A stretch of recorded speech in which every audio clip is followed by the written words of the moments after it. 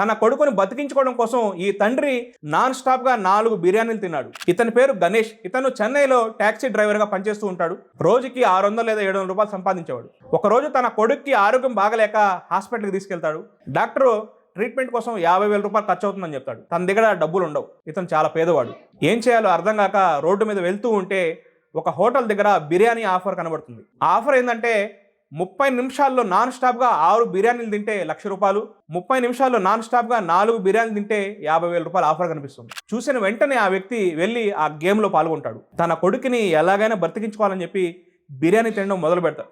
స్పీడ్గా బిర్యానీలు తింటూ ఉండగా మధ్యలో అతనికి చెస్ట్ పెయిన్ వస్తుంది. అయినా పట్టించుకోకుండా తన కొడుకుని ఎలాగైనా బతికించుకోవాలని చెప్పి ఆ బిర్యానీలు నాన్ స్టాప్గా 30 నిమిషాల్లో 4 బిర్యానీలు తినేస్తాడు.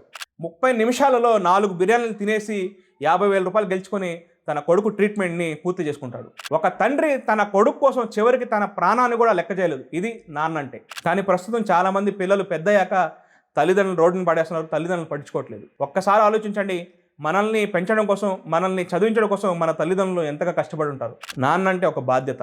మీ నాన్న అంటే ఎంత ఇష్టమో కామెంట్ చేయండి. ఈ వీడియోని లైక్ చేయండి, షేర్ చేయండి.